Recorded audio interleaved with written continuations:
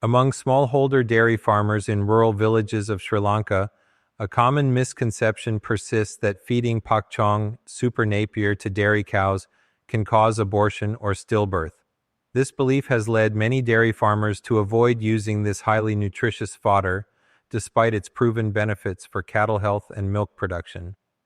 However, there is no scientific evidence to support this claim. Instead, the real causes of reproductive issues often stem from feeding mismanagement, disease, and nutritional imbalances rather than the fodder itself.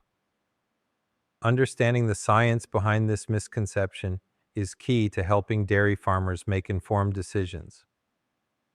Pakchong, also known as Super Napier, is a hybrid of Napier grass and pearl millet. It is a high-yielding, protein-rich fodder that significantly boosts milk production when included in a balanced diet. With a crude protein content of 14% to 18%, high digestibility, and essential minerals like calcium and phosphorus, it provides excellent nutritional value for dairy cows. Additionally, its palatability and rapid growth rate make it a sustainable choice for fodder production. Given these advantages, why do some dairy farmers believe it causes abortions? The answer lies not in the grass itself, but in how it is grown, harvested, and fed to the cattle. One potential risk of feeding Pakchong Super Napier is its ability to accumulate nitrates, especially when grown under excessive nitrogen fertilization or drought stress. When cows consume high nitrate fodder, the nitrates are converted into nitrites, which interfere with oxygen transport in the blood. This condition, known as methemoglobinemia, can lead to low oxygen levels in the fetus, resulting in abortion or stillbirth. To prevent this, farmers should avoid applying excessive nitrogen fertilizers, wilt the grass before feeding, which helps reduce nitrate levels, and introduce high nitrate feed gradually, mixing it with other forages. Another overlooked issue is the presence of mycotoxins, toxic compounds produced by molds in improperly stored or spoiled fodder. If Pakchong is harvested late, stored under humid conditions, or exposed to fungal contamination, it may develop harmful mycotoxins like zearalenone, which disrupts reproductive hormones and can lead to early embryonic death, abortions, or stillbirths.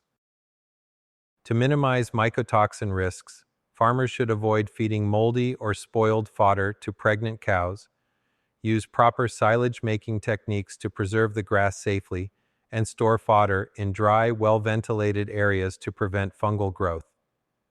Pakchong Super Napier is naturally high in calcium, which is beneficial for milk production. However, excessive calcium intake without balancing phosphorus levels can lead to nutritional imbalances that may contribute to complications during pregnancy and calving, such as retained placenta or weak calves. To ensure proper mineral balance, farmers should supplement Pakchong with legumes, mineral blocks, or dairy concentrates, and provide a balanced diet that includes phosphorus-rich feeds.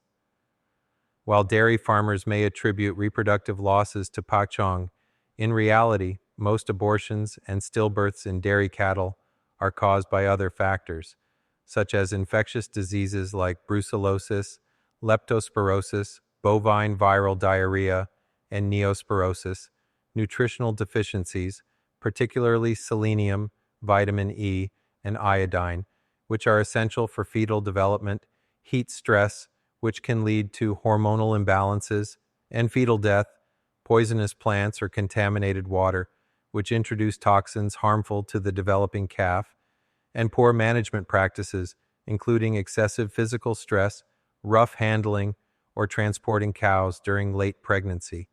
Extensive research and feeding trials conducted on Pakchong Super Napier confirm that it is safe for dairy cattle when properly managed.